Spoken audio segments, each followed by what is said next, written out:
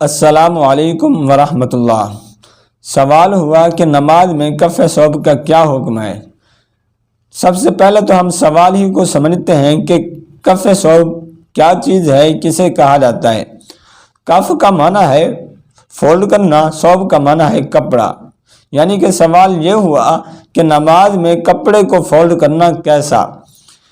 اس سوال کا جواب یہ ہے کہ نماز میں کف ثوب کرنا، کپڑے کو فولڈ کرنا مکروہ تحریمی ہے، اور ایسی نماز جو مکروہ تحریمی ہو، کسی بھی کام کی وجہ سے ایسی نماز کو دوبارہ پڑھنا، اس کا اعادہ کرنا، اس کو لوٹانا واجب ہوتا ہے، اور جو شخص ایسی نماز کو دوبارہ نہیں پڑھتا، اس کو لوٹاتا نہیں، وہ گناہ گار ہوتا ہے، کیونکہ اس نے واجب کو ترک کیا۔ حضرت عبداللہ بن عباس رضی اللہ تعالیٰ عنہما سے روایت ہے، آپ فرماتے ہیں کہ نبی کریم رؤوف الرحیم صلی اللہ علیہ وسلم نے ارشاد فرمایا، مجھے حکم دیا گیا کہ میں 7 ہڈیوں پر سجدہ کروں، کپڑے اور بالوں کو فولڈ نہ کروں، سمیٹوں نہیں۔ پھر یہ سوال ہوتا ہے کہ کف ثوب، کپڑے کو فولڈ کرنا نماز سے پہلے پایا جائے یا نماز میں پایا جائے مکروہ تحریمی ہوگا، کس صورت میں مکروہ تحریمی ہوگا۔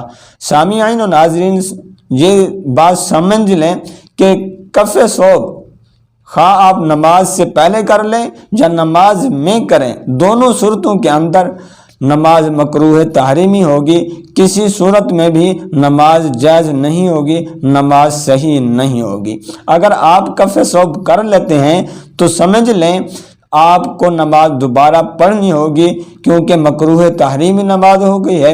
نماز جو مکروہ تحریمی ہو جائے اس کو دوبارہ پڑھنا واجب ہو جاتا ہے، اور جو ایسی نماز کو دوبارہ نہ پڑھے وہ گناہ گار ہے، کیونکہ اس نے واجب کو ترک کیا ہے، چھوڑا ہے۔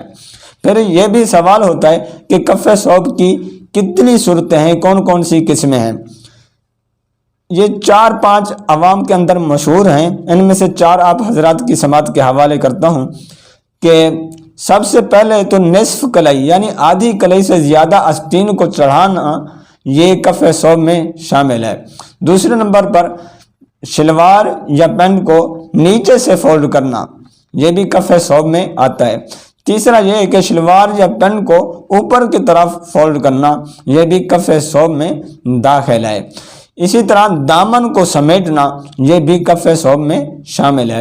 رب تعالیٰ سے دعا کرتے ہیں کہ خالق کائنات ہم سب کو مسائل شرعیہ جان کر اس پر عمل کرنے کی توفیق نصیب فرمائے، آمین۔ السلام علیکم ورحمۃ اللہ۔